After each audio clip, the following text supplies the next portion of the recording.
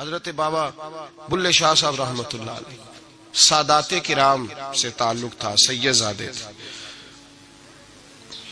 سادات کرام کو اللہ یہ عزت دیتا ہے کہ پیدائشی طور پر بھی ان لوگوں کے پاس سند ہوتی ہے کہ ان کی عزت کرنا امت پہ ضروری ہے۔ تیری نسل پاک میں ہے بچہ بچہ نور کا، تو ہے نے نور تیرا سب گھرانہ نور کا، یہ ان کو فضیلت ہوتی ہے۔ بابا صاحب فرماتے ہیں میرے پاس فضیلت تھی، عظمت تھی، میں سید زادہ تھا اور گیلانی سید غوث اعظم کی اولاد، لیکن آپ فرماتے ہیں مجھے پتا تھا کہ اندر سے میں خالی ہوں۔ ہمارے زمانے میں کچھ برادریاں ایسی ہیں جن کو ہم لوگوں نے بڑا بنا دیا ہے، وہ بڑے بن گئے ہیں، نیچے اترنے کو تیار نہیں۔ اور میں اکثر کہا کرتا ہوں کہ یہ زیادتی دونوں طرف سے ہوتی ہے۔ اصل مجرم وہ نہیں جو اپنے آپ کو بڑا جانتا ہے، اصل مجرم وہ ہے جو اپنے آپ کو چھوٹا سمجھتا ہے، وہ اصل مجرم۔ تو اس زمانے میں سادات کرام کی بڑی عزت تھی، بڑا نام تھا۔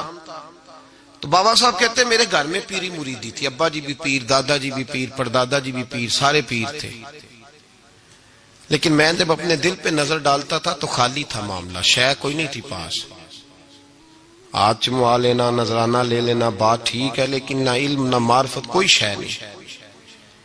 اور فرماتے ہیں میں نے جب پلٹ کے دیکھا نا، پورے علاقے پہ نظر ڈالی تو ایک درویش بابا، ایک سادہ بابا سائیں عنایت قادری، جس کی کوئی بڑا نام نہیں، کوئی بڑی برادری نہیں، اور کام اس کا کیا ہے، رمبا لے لیتا اور سارا دن کھیتوں میں محنت کرتا، لیکن جب مغرب ہوتی تو اس بابے کی مجلس سجتی، اور کہتے ہیں جب ایک دفعہ وہ اللہ کہتا تو اس کی تھاری داڑھی آنسوؤں سے بھر جاتی، اور جب عشاء کے بعد وہ حضور پہ درود پڑھنا شروع کرتا تو لگتا یہ کہ یہ سادہ نہیں پڑھ رہا، یہ مصطفیٰ کی زیارت کر کے درود پڑھ رہا۔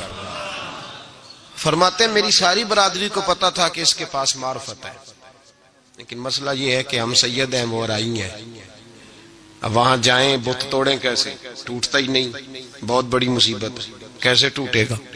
لوگ کہیں گے تو مولوی کے پاس جاتا ہے، تو یہ ہو گیا ہے ساری زندگی گناہ کرتے رہو، ظلم کرتے رہو، ہمیں تانے کا ڈر نہیں۔ درویش کے پاس جائیں تو لگتا ہے کوئی تانا دے گا کہ کدھر چلا گیا، کدھر چلا گیا؟ جے کر یار دے نام دا ملے مینا، انہوں چولی پا لئیے پنجے سٹیے نا، تو یہ کر نار دے نام دی ملے سولی، چوٹا چوٹ لئیے پشانٹیے نا۔ بابا صاحب کہتے ہیں میں روز اپنے آپ سے جنگ کرتا کہ جاؤں کہ نہ جاؤں۔ 2 4 5 لوگوں سے میں نے مشورہ کیا تو کہنے لگے تو سیدوں کو بدنام کرے گا، اب تو سادات کو بدنام کرے گا کہ سید ہو کے کسی کے دروازے پہ جاتا ہے۔ بابا صاحب کہتے ہیں ایک دن لڑتے لڑتے میں تھک ہی گیا، میں چلا ہی گیا، میں نے کہا نہیں، اندر کا بت توڑوں گا تو بات بنے گی۔ کہتے قصور کا میں رہنے والا تھا اور مجھے سمجھانے کے لیے اچ شریف سے جہاں کے آپ رہنے والے تھے، جو پچھلا علاقہ تھا، وہاں سے بڑے بزرگ بلائے گئے کہ بلے شاہ کو سمجھاؤ۔ کہتے ہیں وہ بابا جی جب آئے تو میں پہچان گیا برادری کے، قبیلے کے، علاقے کے بڑے۔ میں جب ان کے قریب گیا تو وہ نہیں مجھے جانتے تھے، بزرگ تھے، میں تو جانتا تھا نا، تو مجھے کہنے لگے بیٹے کون ہو؟ تو میں نے کہا حضور میری تو پہچان ہی کوئی نہیں، میری تو کوئی پہچان نہیں، آپ بتائیں آپ کون ہیں؟ تو کہنے لگے اسی اچیرے، ساڈی ذات اچیری، کیونکہ اچ شریف وچ رہنے ہیں۔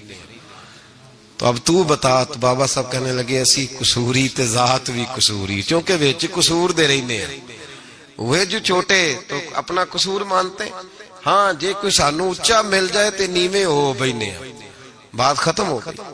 بابا صاحب رحمت اللہ علیہ کو بڑا سمجھایا۔ بابا جی کہنے لگے حضور میں کیا کروں؟ میں جب اس درویش کے پاس جاتا ہوں تو مجھے رب یاد آتا ہے، جب میں اس کے پاس جاتا ہوں تو میرے من کی میل کچیل دھو ڈالتا ہے، اور میں اس کی مجلس میں بیٹھا ہوتا ہوں تو لگتا ہے کہ مدینے والا رسول بھی مجھے مسکرا کے دیکھ رہا ہے۔ میری مجبوری ہے، میرے وہ جو اندر کے باطن کے میل ہے نا اس نے دھو ڈالے، اور کہا حضور آپ تو کہتے ہیں اس کے پاس نہ جاؤ، میرا تن تو گھر میں ہوتا ہے، میرا من اسی کے پاس رہتا ہے، میں اسی کے ساتھ رہتا ہوں، اسی کے پاس بیٹھتا ہوں، اسی کے پاس ہوتا ہوں، اور میری کشش اتنی سخت ہے کہ اب میرا گزارا نہیں، اب اسی کے ساتھ جیڑا بلے نو سید آکھے انہوں دوزخ ملنے سزائیں۔ اب اس کی تشریح بڑے بڑے لوگوں نے اپنے اپنے رنگ میں کی ہے، کچھ نے کہا بابا جی نے بد دعا دی ہے، یہ بد دعا ہے، اگر کہا تو الجھ جاؤ گے، لیکن ہیں بھی وہ سید جھوٹ بھی نہیں